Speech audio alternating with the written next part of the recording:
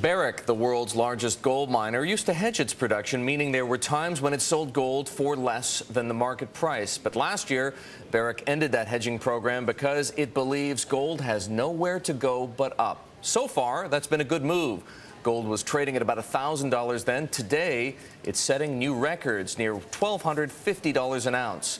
I spoke to Barrick Chairman Peter Munk yesterday. We talked about the Australian mining tax, which, if passed, is going to cost Barrick $150 million. I also asked him why he's so confident gold prices will keep on rising. In times of global insecurity that has done nothing but risen with every single crisis, which gets on the front page of the newspapers, starting 10 years ago with Argentina, 8 years ago with the Thai baht, 6 years ago with long-term capital, subprime.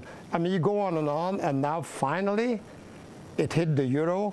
I mean, to me, the phone calls I get, the people I talk to, it just indicates that there is a growing lack of confidence in the way our political system is able to manage our economy.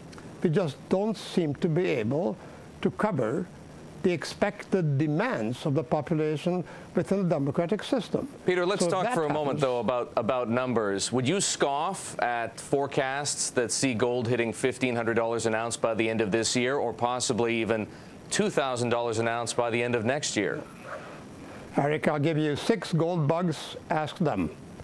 I'm not in the numerical guessing game. Our company is the largest gold producer in the world. We have the largest reserves.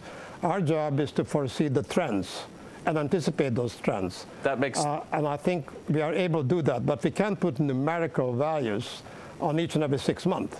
Okay, that makes sense. Let me ask you, though, as Barrick enjoys the benefits of a higher gold price and other producers do as well, including in other metals, countries around the world are taking a look at that revenue and those profits and saying, I want my share. In Australia, they just passed a 40% tax, more or less, on EBITDA. Barrick generates some 20%, of its gold production there.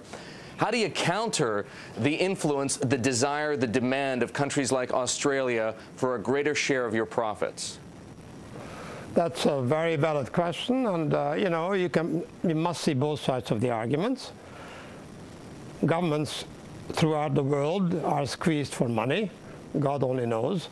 That's why they print more, and that's why gold goes up. And I guess they look desperately for every legitimate and illegitimate way to find it. Resource producers, coal, iron, gold, platinum, oil, are doing very well. They're one of the few sectors that are driven totally and independently from the European economies and American, and driven by the emerging economies. And you know, you must see their point of view. And if I may correct you on one point, that proposed legislation by Prime Minister Rudd is nowhere near passing. It was a proposal by a government. I doubt very much if that proposal, in fact, will become an actual law. Do you expect, though, Peter, that we will see similar initiatives from other countries around the world? We do already see something to that effect in several countries in South America, but Barrick produces worldwide. Listen, this is not about Barrick. It's about the RTZs and the BHPs and the oil companies. As I said again, I think that the current squeeze and the ever-growing lack of confidence in just printing more currency and covering debt with more debt leaves more people wondering where we're going to end up soon, 2, 3, 4 years from now. So governments are desperate, looking for new revenues, and this is a source they feel they can legitimize and rationalize.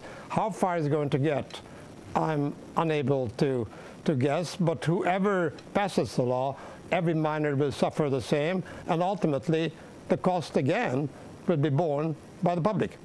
Peter Munk also told me he doesn't think mergers are a healthy way for Barrick to grow any longer. He said with gold trading where it is now and maybe headed higher, Barrick has a decade's worth of new projects to develop just from acquisitions it made in the past.